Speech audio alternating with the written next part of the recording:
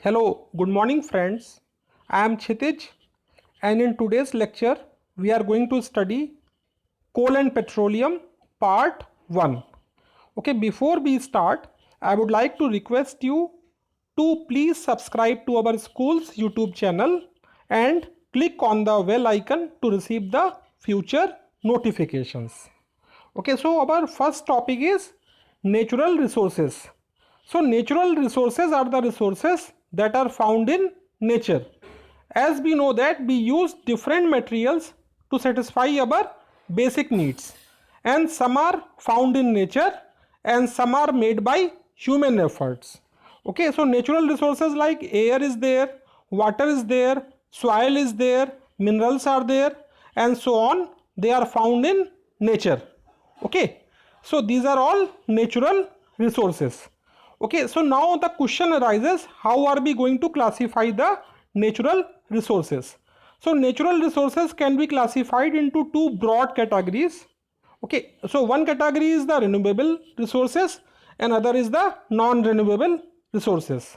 Okay, so renewable resources are called as inexhaustible resources and non-renewable resources are called as exhaustible resources.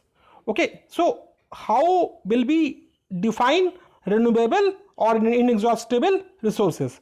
So the resources that exist in nature and that are replaced within a reasonable time, that means that are going to last forever, why they are going to last forever?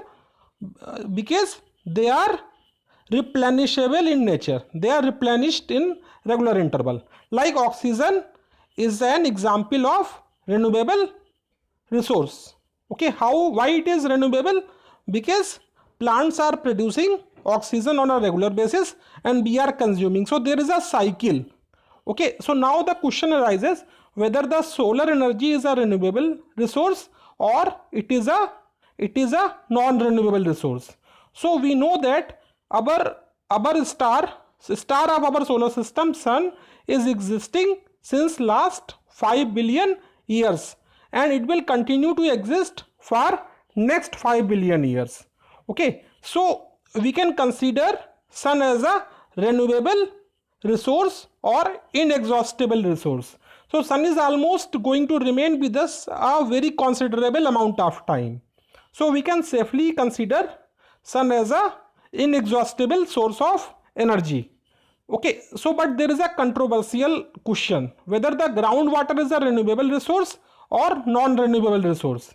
Okay, so groundwater, it is continuously made. Okay, the rainwater percolates under the ground and it try to restore the level of the groundwater, but at the same time we are drawing the water from the ground in the form of tube well or other things. So the intake and generation is not happening in synchronity. So we cannot we may consider or we may not consider, but it is not a perfectly renewable resource. Okay, so like the soil, topsoil also we cannot tell whether it is a renewable or non-renewable. Why? It is in fact a non-renewable energy resource. Okay, so why it takes hundreds of years to form topsoil?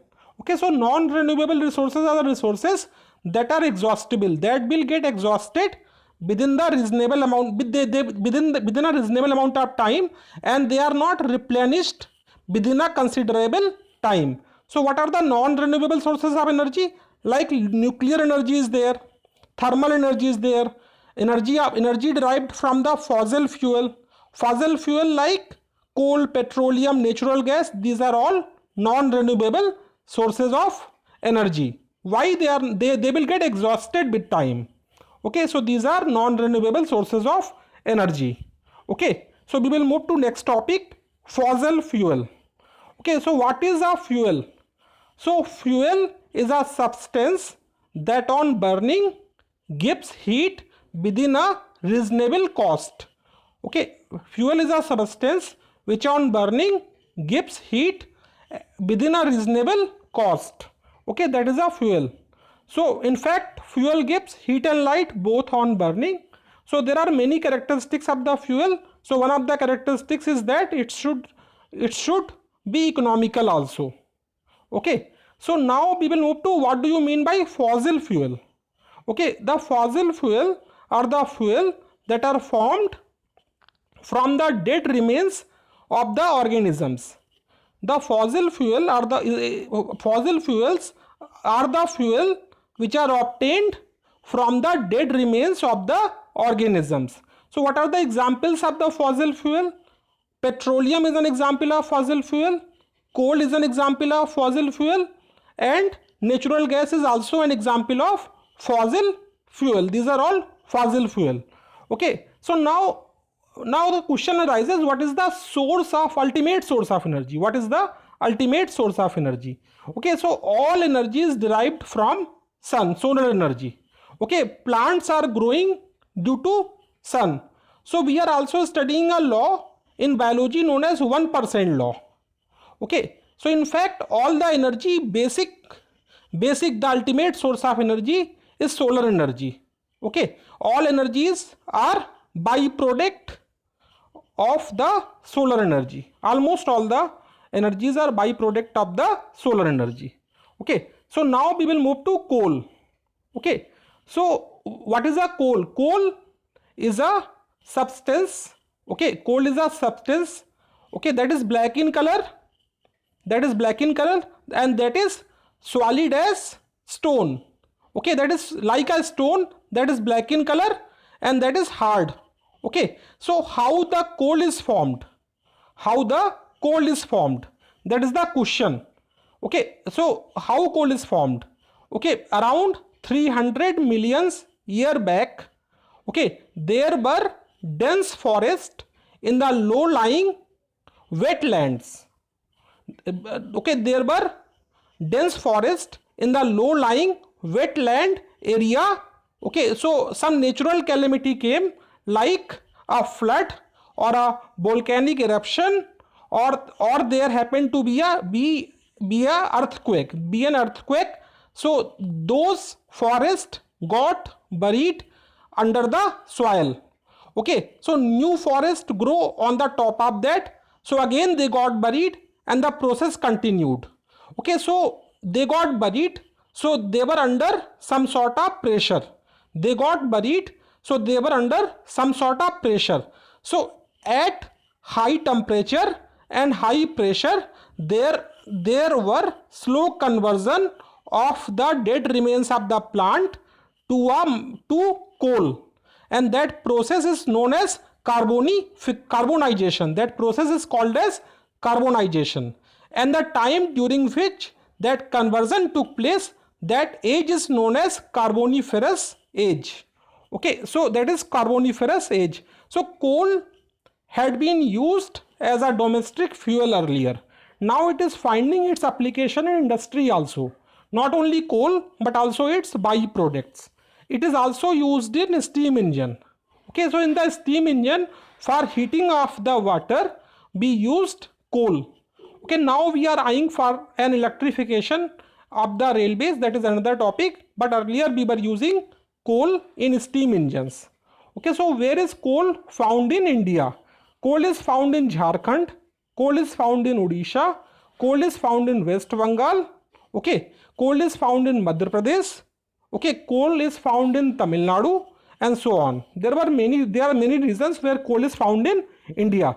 So story of the coal, I told 300 years ago there were forests that got buried under the soil. So deeper it goes, more is the compression, more will be the temperature and pressure. So there will be different qualities of the coals. So anthracite, that is the purest quality of coal, that is 95% carbon, is found deepest. Then comes bituminous. The bituminous coal contains 65% carbon. Okay, so different carbon composition will be there in the coal. Then comes lignite. Lignite contains 38% carbon. Okay, and then comes peat.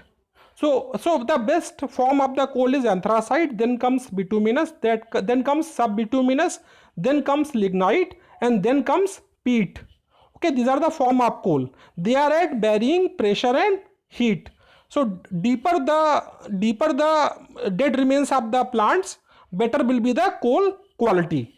Okay, so we will move to next topic, product formed during the processing of the coal. Okay, so when you are going to heat coal at 1000 degrees centigrade in absence of oxygen. Okay, so when you are going to heat coal at 1000 degree centigrade in absence of oxygen, so you are going to process the coal into some solid, some liquid, and some gaseous substance. The solid substance is coke, the liquid substance is coal tar, and the gaseous substance is coal gas. Okay, so the coke, we will take them one by one. Coke, coal tar, and coal gas, we will take them one by one. Okay, so what is coke? So coke is the purest form of carbon. Okay, so coke is the purest form of carbon. It is porous, it is hard, and it is black. And where the coke is used? Coke is used as a reducing agent in smelting iron ore in a blast furnace. It is used in making up the iron, and it is used in making up the steel. In fact, it is one of the most important ingredient in conversion of iron oxide to iron product. Okay, since the coke is the purest form of carbon, it is more expensive than coal. It is formed by the process known as destructive distillation, when we are going to heat coal at 1000 degrees centigrade in absence of the oxygen. Okay, so we were using the coke as in household. Why we are using it in household? Because it is free of smoke and impurities. It does not contain any impurity, and it burns without the smoke. It burns without smoke. Then we will move to coal tar. Coal tar is a black, thick, viscous liquid, also formed by the processing of the coal. Okay, so where we are going to use the coal tar? Coal tar is used for many purposes. Okay, it is used to make medicines. Okay, it is going to make fertilizer, it is used to make roofing material. Okay, and even naphthalene balls that we are using in our day-to-day life to repel the moths and insect is made out of coal tar. Okay, and coal tar is also has the medicinal properties, and it is used as a keratoplastics. It is used to kill the dead cells of the skins as well as slow the growth of the skin cells. So it is a good keratoplastic also. Earlier we were using coal tar to cover the road. Okay, but now there is another petroleum product known as the bitumen that is used in place of coal tar. Now the question comes that whether coal tar is dangerous. Yes, coal tar is dangerous. Okay, coal tar can cause skin cancer also. Coal tar can cause, it is carcinogenic in nature. Coal tar is carcinogenic in nature. Carcinogenic means is capable of causing the cancer. So coal tar is dangerous. We will move to next topic, that is coal gas. Okay, coal gas is also a product of the destructive distillation. So coal gas comprises of hydrogen, methane, carbon monoxide, and other gas. Okay, coal gas was earlier used in street lighting for the first time in London in 1810 and in New York around 1820. But nowadays it is not used to produce light. It is only used to produce heat. It is not used to produce light. Now most of its use is confined for industrial purposes. Coal gas. Okay, so now ammonium compounds are also byproduct of destructive distillation of coal. So when you are going to mix ammonium compound with water, you are going to get ammonical liquor. Okay, so ammonium compounds are finding its use in fertilizers. Okay, ammonia is containing nitrogen, and nitrogen is one of the nutrient in plant growth, and the soil that are deficient in nitrogen will use the ammonium compounds.